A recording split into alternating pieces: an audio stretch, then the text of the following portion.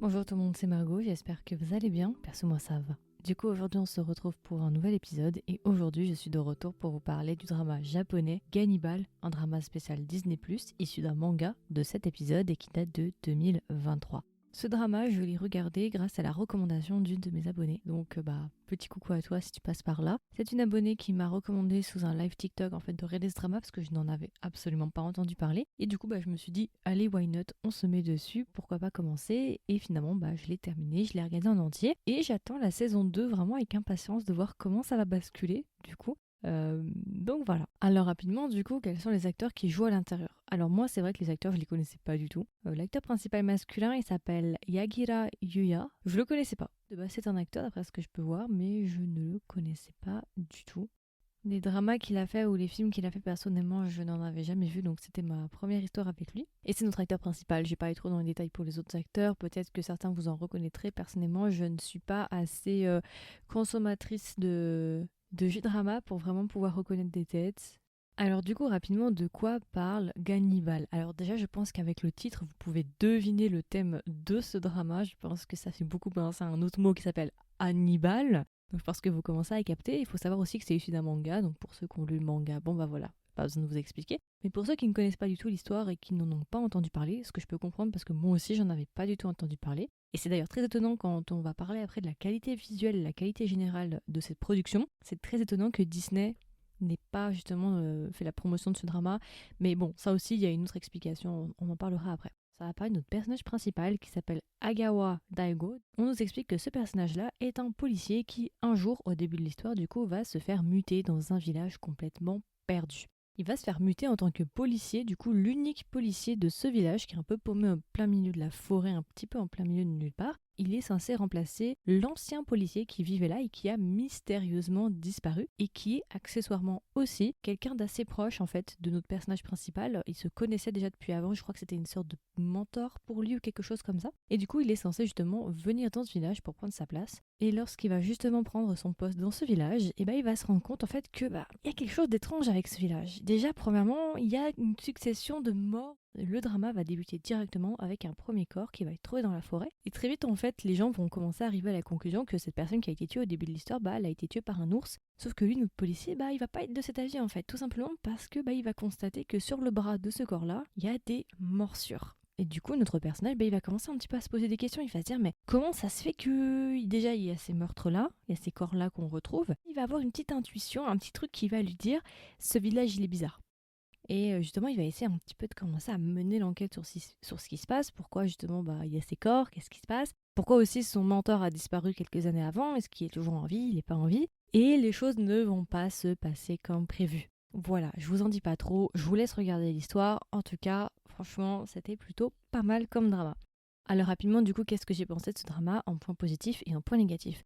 Déjà, ma grande surprise, c'est de découvrir ce drama vraiment après tout le monde, entre guillemets, et de voir à quel point Disney n'en a pas parlé. Et ça, c'est un petit peu explicable dans le sens où, en fait, Disney en 2023 a tout misé sur la Corée. Ils ont misé énormément d'argent sur la promotion des dramas coréens, mais le problème, c'est que de l'autre côté, ils ont complètement délaissé leurs autres projets d'autres pays. Et ça, je trouve ça assez dommage. Et du coup, Gannibal, forcément, il est passé à la trappe. Gannibal avait énormément de potentiel, surtout s'il l'avait promu du coup parce que là je vois qu'il est sorti en fin d'année 2022, début d'année 2023. C'est un drama qui aurait été parfait pour la période d'Halloween et c'est un drama qu'ils auraient dû promouvoir durant la période d'Halloween pour relancer un petit peu les vues. Chose qu'ils n'ont pas fait vu qu'ils étaient vraiment très très occupés sur le côté Corée. Et j'étais déjà très surprise du coup de découvrir ce drama et de voir à quel point il est d'une bonne qualité. La production est vraiment bonne, que ce soit sur l'aspect visuel, que sur le jeu d'acteurs, que ce soit même le casting ou juste le script. Franchement, sur cet aspect-là, je n'ai rien à dire, c'est vraiment qualitatif, l'histoire est bien racontée, même si après on pourra venir sur quelques points négatifs, je trouve que le début met quand même un peu de temps, je trouve que le drama se cherche un peu, alors ils essaient de nous poser les bases, mais je trouve peut-être que le début est un peu long à la détente,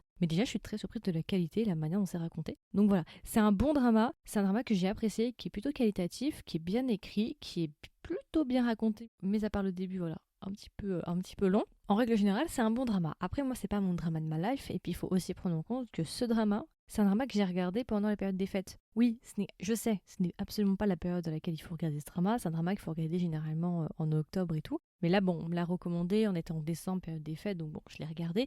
Mais j'avoue que c'est clairement pas le mood pour regarder ce genre de drama. Ce que j'aime bien aussi, c'est que c'est très différent de ce que j'ai l'habitude de voir du côté japonais. Moi, c'est vrai que du côté japonais, généralement, sauf Alice in Borderland, tu vois, mais généralement, j'ai quand même tendance à voir pas mal de romances. C'est quand même ce qu'ils aiment bien nous faire. Et là, c'est assez intéressant de voir un drama plutôt d'horreur, d'enquête, j'ai un peu envie de dire même épouvante. Je trouve ça assez sympa et je trouve que ça change un petit peu de ce qu'on a l'habitude de voir. D'ailleurs, on est censé avoir une saison 2, c'est annoncé pour 2024. À voir quand est-ce que ça va sortir parce que on m'avait prévenu, on m'avait dit tu verras à la fin, voilà. Mais je m'attendais pas à ce qu'ils nous fassent ça en fait. Ils nous ont vraiment fait un sale coup en fait, Disney, je trouve. D'ailleurs, Disney, je crois que vous prenez un petit peu trop la confiance avec nous. Vous vous permettez un petit peu trop de choses avec nous là. J'ai l'impression quand même qu'on se fout un peu de notre gueule. On leur donne un doigt, ils nous prennent le bras. Parce que franchement, comme ils ont terminé, c'est pas ils ont fait un cliffhanger. En fait, ils ont coupé une scène en deux. Ils ont vraiment sectionné une scène en plein milieu. C'est pas à dire genre ils ont essayé de créer un sort de momentum, un sort de climax et tout. Non, non, non, non. C'est comme si en fait j'ai l'impression qu'ils avaient tourné l'entièreté du drama puis ils t'ont juste cuté en plein milieu. Genre ils ont dit bon là c'est la moitié et ils ont coupé en plein milieu d'une scène. Et basta. Donc j'ai hâte de voir comment ça va se faire en sachant que je me dis, vu que à la fin de la saison 1 on a l'air quand même d'avoir plutôt bien entamé l'histoire, je me demande comment on va pouvoir tenir sur une saison 2 à moins qu'on reparte sur quelque chose d'autre. Parce que là, tout est déjà bien entamé à la fin de la saison 1. Donc je ne vois pas faire une saison 2 juste sur le dénouement.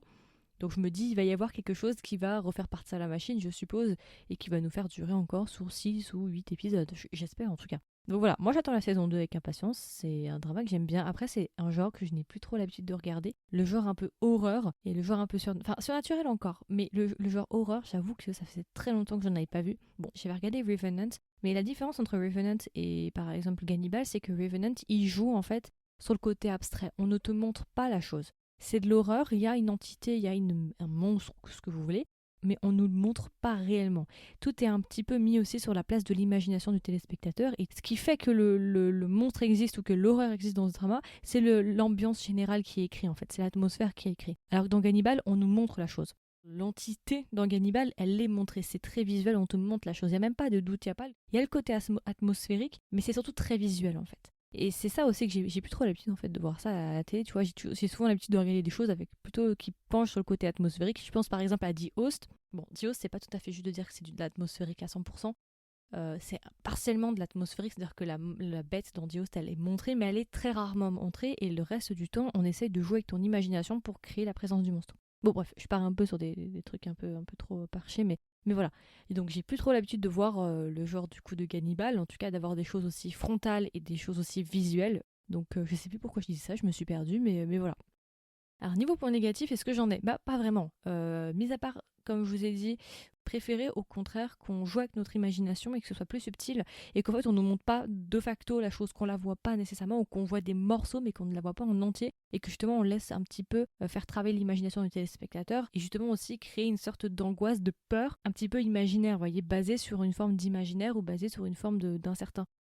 C'est un détail, mais j'avoue peut-être que j'aurais été davantage intéressée parce que je me serais dit tout le long, putain c'est quoi, voyez. Alors que dans le drama Gannibal, on nous le montre très rapidement ce que c'est. Ça, c'est encore autre chose. Mais bon, je crois que de toute façon, ils ont suivi le manga et le manga, c'est comme ça, donc on peut pas trop leur reprocher ça sur ce côté-là. Un truc qui m'a un peu dérangé par contre, c'est la storyline de la gamine. Parce qu'il a une fille, du coup, je ne vais pas préciser, mais le personnage principal, il a une femme et une petite fille. Il y a un moment, je vais pas vous raconter, hein, j'ai essayé d'être le plus abstrait possible pour pas que vous soyez spoilés. La gamine, on va dire qu'elle a une histoire elle aussi. Il y a quelque chose par rapport à la gamine, voilà. Il s'est passé quelque chose. Et ce que j'ai pas, il y a un truc qui m'a beaucoup dérangé, c'est quand on revient dans le passé et qu'on nous explique un peu l'histoire derrière la gamine.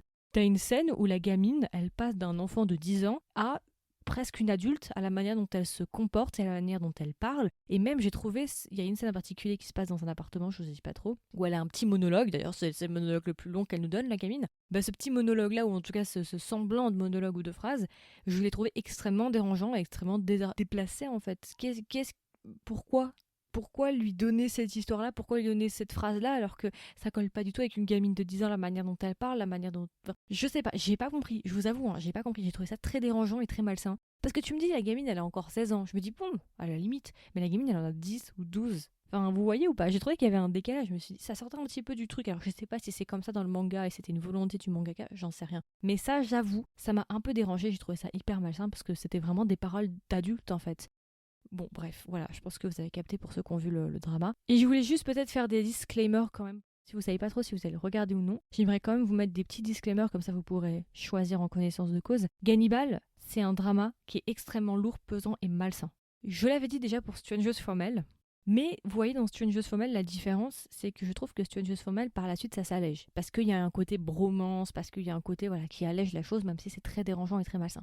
Dans Cannibal, il n'y a pas ça. Il y a vraiment une atmosphère pesante tout le long. Et c'est des thèmes assez lourds, quoi. Le cannibalisme, la mort et ce genre de choses. Donc, c'est pas forcément déjà un drama pour tout le monde. Et c'est pas forcément un drama pour toutes les occasions et toutes les périodes. J'avoue qu'on est un petit peu en saison de dépression. Il n'y a pas de soleil, il fait froid, on est enfermé au moment où j'enregistre.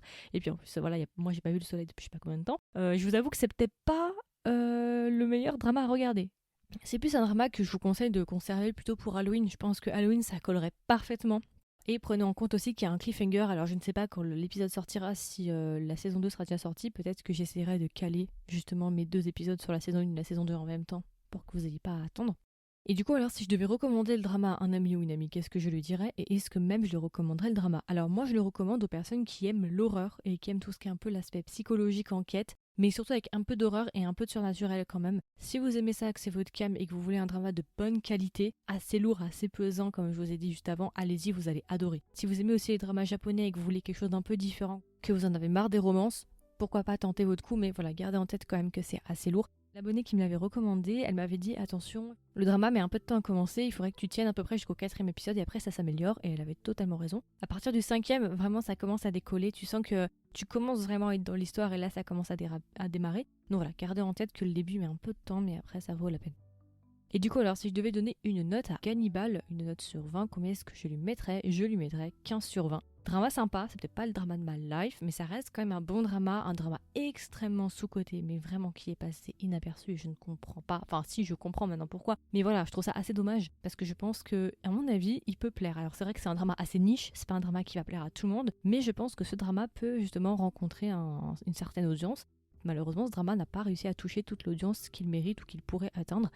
Donc voilà, j'essaie aussi de ma part, à mon échelle, de vous en faire la promotion, peut-être, pour vous mettre en lien avec ce drama si vous aimez ce genre-là. Et voilà, écoutez, c'est à peu près tout. Du coup, c'était mon review assez court sur le drama Cannibal. J'espère que ça vous a plu, j'espère que ça vous a intéressé. Comme d'habitude, n'hésitez pas à me donner vos retours. Est-ce que vous avez vu le drama? Est-ce que vous faites partie des rares seuls à l'avoir vu? Si vous l'avez vu, est-ce que vous l'avez aimé? Vous l'avez pas aimé? Et si vous ne l'avez pas vu, est-ce que vous comptez le voir? Est-ce que vous comptez le rajouter dans votre watchlist? Ou au contraire, est-ce que vous comptez passer votre chemin? Ça m'intéresserait de savoir. Comme d'habitude, si vous voulez être au courant des dernières sorties du podcast, parce qu'il m'arrive parfois de vous airdrop certains dramas, ou certains épisodes d'ailleurs, n'hésitez pas à vous abonner. Je sais qu'il est possible de s'abonner sur Apple Podcasts, Spotify, ça c'est sûr, et il me semble aussi Google Podcast. Et si jamais vous voulez me soutenir et m'aider, n'hésitez pas à laisser une note, juste cliquer sur le nombre d'étoiles et ça m'aide énormément. Ça aide le podcast à se faire référencer et justement permettre aux plateformes de comprendre que vous appréciez ce podcast. Donc voilà, écoutez, je vous souhaite une agréable journée ou une agréable soirée et je vous dis à la prochaine pour un nouvel épisode et j'espère aussi pour la saison 2 de Cannibal.